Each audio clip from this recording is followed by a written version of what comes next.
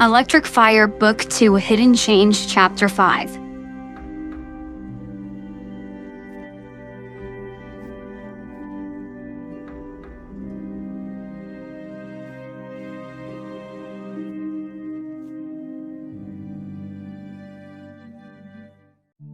I was ready to go off to the planet after a day.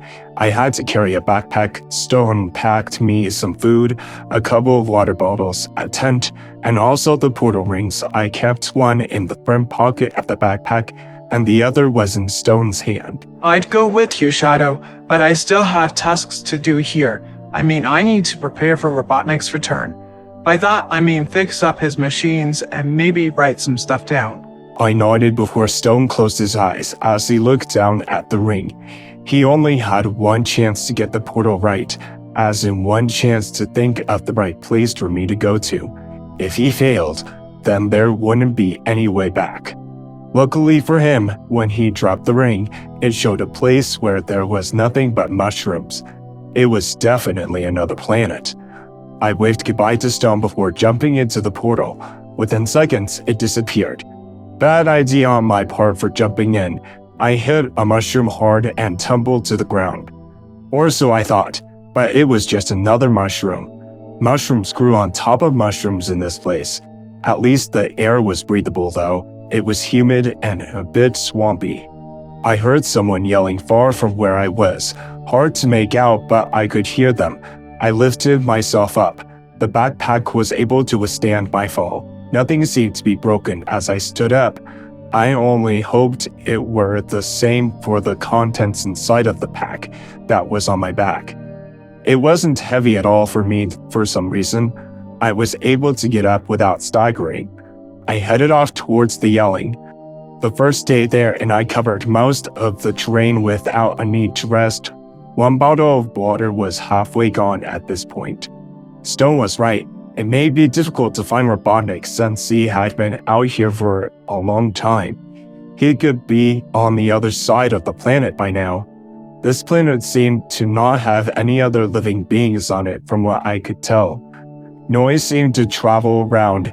It was easy to hear yelling, but there wasn't a way to pinpoint on which direction it was coming from, since the sound would bounce. At one point, I tried yelling out, "Robotnik!"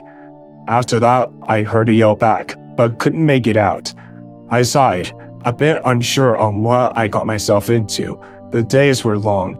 It didn't seem like there was a moon on this planet, yet there was something in this universe similar to the sun back on Earth. It kept this place very humid. I could hear something in the distance from what seemed where I had come from. The quill was glowing still, but it seemed to be glowing a bit weaker now. There isn't a power source out here. I had thought there was since I had used a device to scan the area for a power source, but it only led me to more mushrooms that were letting off a bit of energy.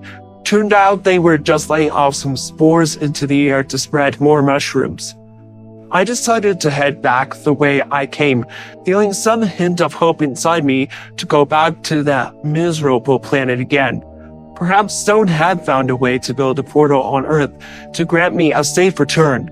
Not that he was into technology. He was more fascinated on my skills that he barely tried to follow.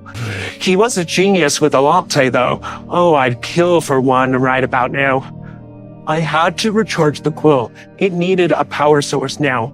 Seems I hadn't run any good tests on the quill. The machine had said it had unlimited power, but seems this planet may be taking that energy away, or maybe when that wretched hedgehog. Well, there I go again.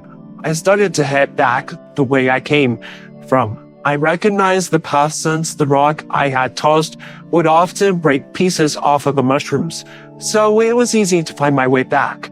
After about 2 days, I saw a figure ahead, leaning against a mushroom. Seemed they were digging through a backpack or perhaps putting something away. Maybe. As I approached, he started to look familiar to me. Was it that blue hedgehog? No, it couldn't be. He was most likely on Earth, taken by that Tom guy. This had to be a different hedgehog. The other stood up after noticing me. You're Robotnik, right? Stone sent me to find you.